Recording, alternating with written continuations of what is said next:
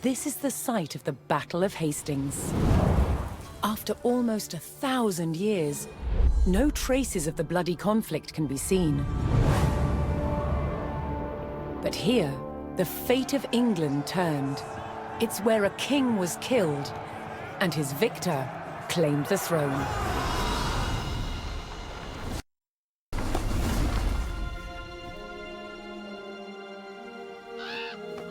October 14th, 1066. We know what happened here on this day, thanks to this. The Bayeux Tapestry. A carefully preserved, illustrated record of events. It shows the main players. Harold, the newly crowned Anglo-Saxon King of England, and his challenger, William, Duke of Normandy. William claimed the previous king had promised him the crown. So, he assembled an army and prepared to sail to England to fight King Harold for the throne. But a storm thwarted his plans. Meanwhile, Harold discovered that a Viking invasion had landed in the north. Another threat to his crown. So he raced to fight them. In France, William waited for the right conditions to sail across the Channel to England.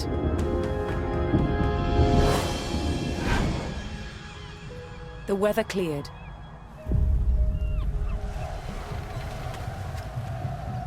He seized his chance.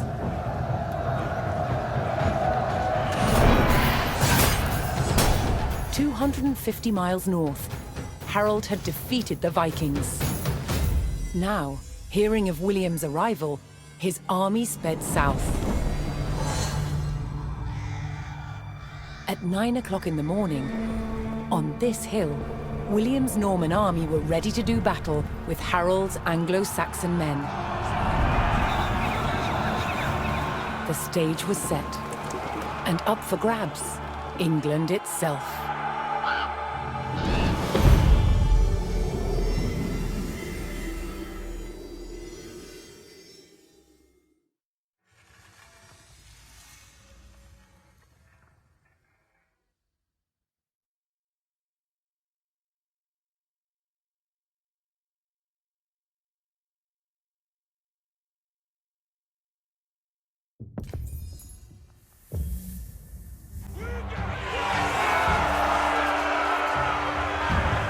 On October 14th, 1066, William of Normandy stood ready for battle at the base of a hill. The high ground belonged to King Harold of England and his Anglo-Saxon army. Here, on this hilltop, the fate of England would be decided.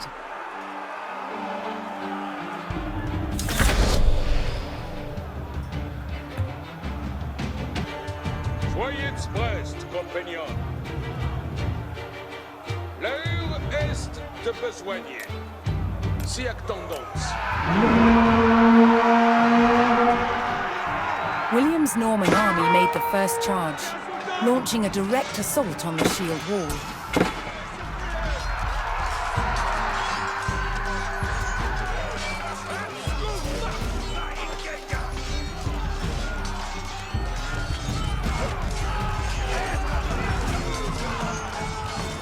Though William's army fought fiercely against the shield wall, it would not yield. As one man fell, another took his place. Overlapping shields in tight formation made for a near impenetrable barrier. Realizing his army could not break the shield wall, William called for a retreat.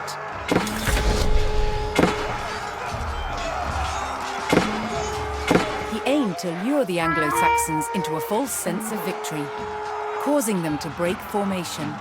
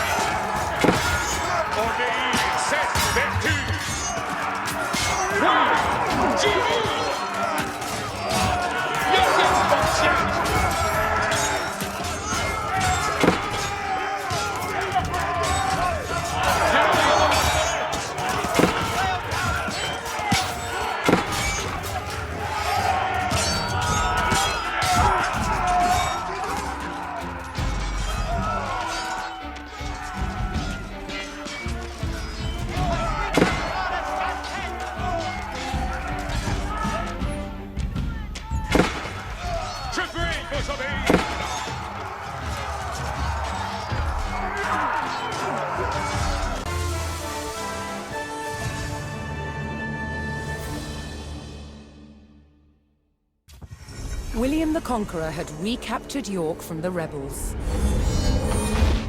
Now he wanted to teach them a lesson for defying him. He began a brutal campaign of destruction to crush any further resistance, known as the Harrying of the North. Villages and crops were destroyed. It is said 100,000 people were killed.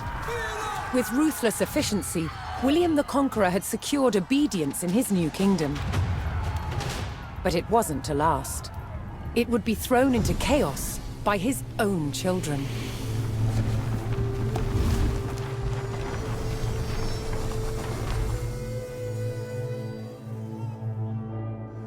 When William the Conqueror died in 1087, his favorite son succeeded him. King William II, known as William Rufus. But 13 years into his reign, disaster struck. While out hunting, he was killed.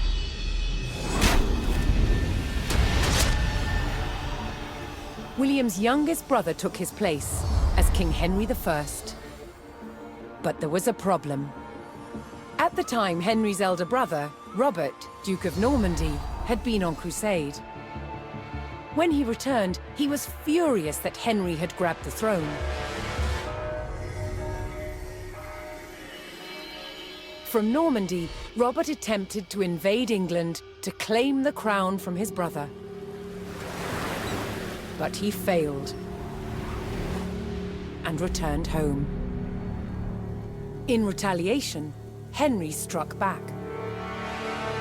In a reversal of 1066, he crossed the Channel and invaded Normandy, intent on undermining his brother Robert's rule. His first target was Bayeux. This rich and splendid city was one of the jewels of Normandy. Henry was to begin his campaign by unleashing his forces on the city. Bayeux was about to feel the wrath of the English army.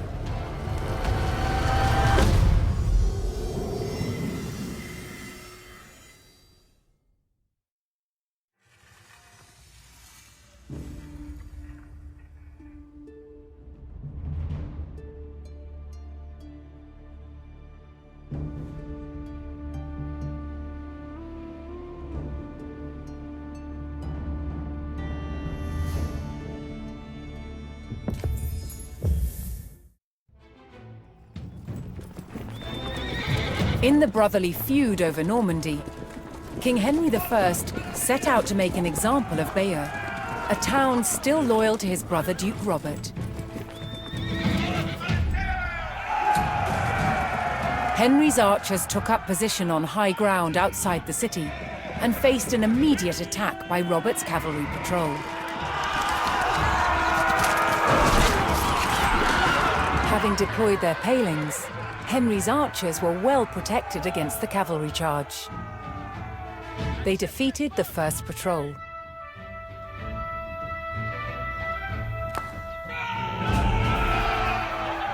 Strelbord, Sitha. Yes.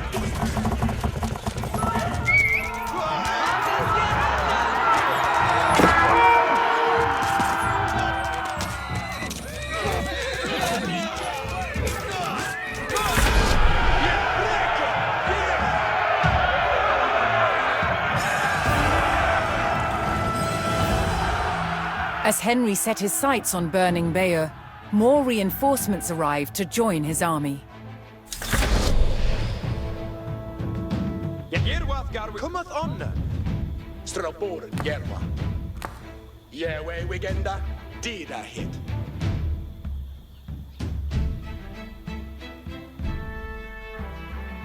Yerwiath. Abuga, Strelbord. Beodeth me on Styriath Strelbora. Good flincher.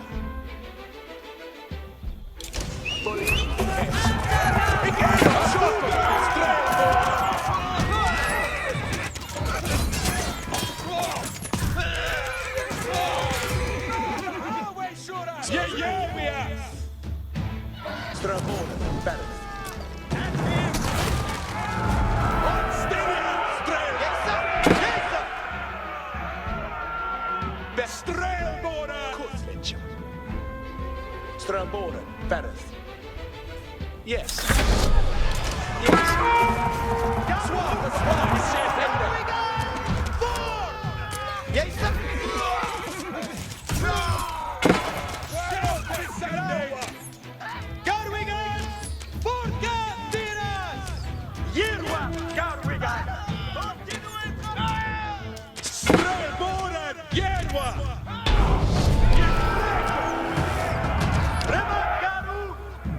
Henry now called for the services of a blacksmith to bolster the siege effort.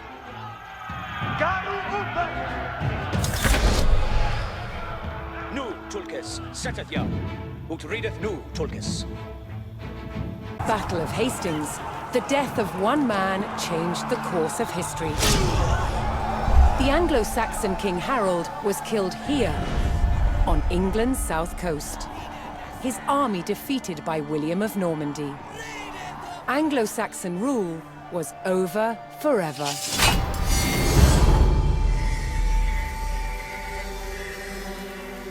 At Westminster Abbey on Christmas Day 1066, William was crowned the first Norman King of England. Now he had to secure power across the country. He began by stamping his mark on the landscape, building cathedrals and castles at strategic locations. Nothing like them had been seen in England before. They reminded the Anglo-Saxon population exactly who was in charge. But not all were content with living under Norman rule. Anglo-Saxon revolts broke out across the country. King William acted quickly to crush these rebellions. But there was one region where dissent was spiraling out of control: the north of England. In 1069, a group of lords from Northumbria formed an alliance with Viking invaders. Together they approached Norman-held York, a large city with an important cathedral, still protected by ancient Roman walls. But the walls couldn't save York. The city and the castle fell to the rebels. William's new kingdom was under threat. He had to get the city back under Norman control. William had no choice but to order his men north. But as the Norman forces set off on their long march towards York, how much resistance from the rebels would they encounter?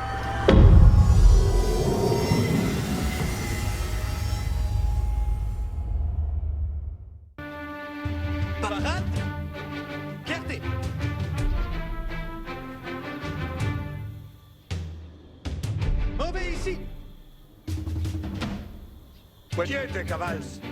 Ensala! Lanciers! Bene! Ici! Armamente si, arquier! Arquier!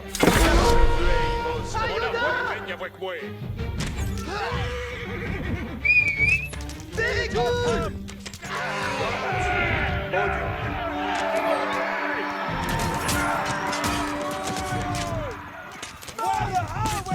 Quiete, cavals! Lanciers! Si! In avant! Preparate, arquier! Vate, arquier! Deusé!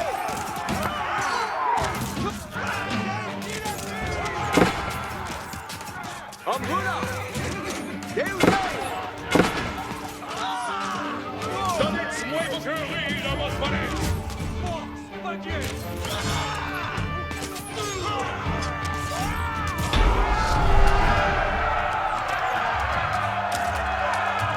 The Normans captured the town of Middlethorpe, establishing their presence in the north. With reinforcements to his armies soon arriving, William would need more resources to supply them. Escolto! Momente si, arquier!